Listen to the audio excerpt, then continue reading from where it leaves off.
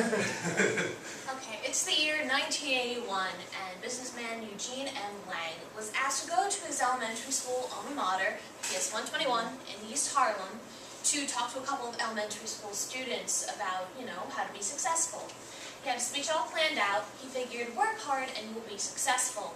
However, when he was about to give his speech, the principal of the school came up to him and said that only 3 out of the 4 wouldn't even be able to graduate to high school. And as seen by this graph, low-income families have a very hard time keeping their children in school compared to middle-income families and high-income families. Next slide, please. Why do we need to talk about this? According to a study conducted by Iowa State University psychologist C.K. Chan and associates, people who do not complete high school are more likely to endure numerous hardships, form a greater chance of health problems, and have higher rates of unemployment, job turnover, and welfare dependency over their working lives. Now let me break this down for you guys. Basically, you have your stressed low-income parents, and sometimes when they can't make those bills, they have to ask the children for help. So you get stressed low-income children. And while these children are trying to work, they're having a hard time getting into school at the same time because they have to help support their family.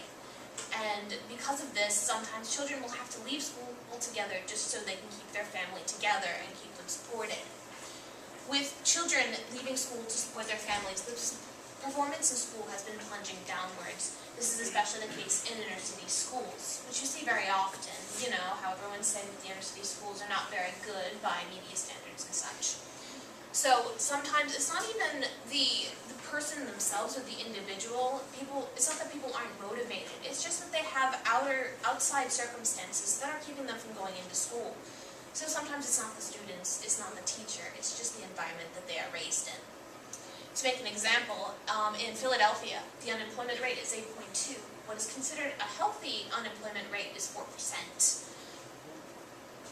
This brings me to the solution to this problem, the I Have a Dream Foundation. Going back to our businessman, Eugene M. Lang, when he heard about this shocking number, what he decided to do was he changed his speech at the last minute.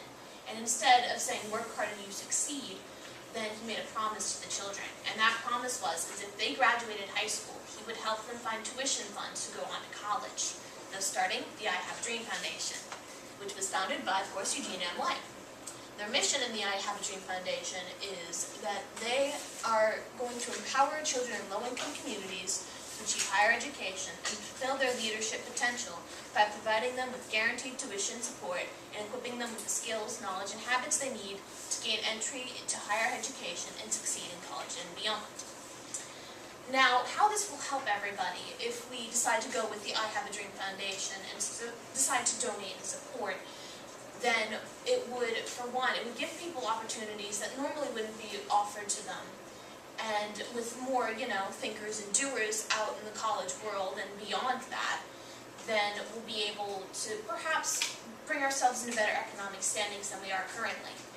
The second thing that it can do is it can stop poverty. It can help stop poverty.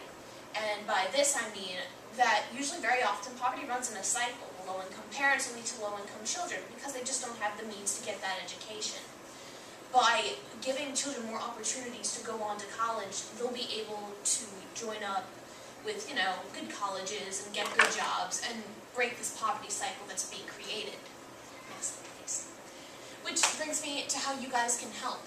The I Have a Dream Foundation, they take donations from their development office. You can send them in by mail, or you can send them in by the link over here. Would you mind clicking on the link, please?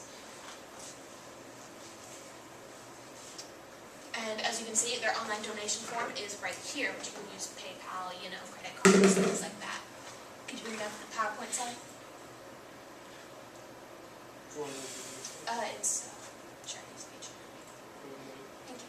And also, you can do volunteer work, and you can call them at their main office at 212-293-5480.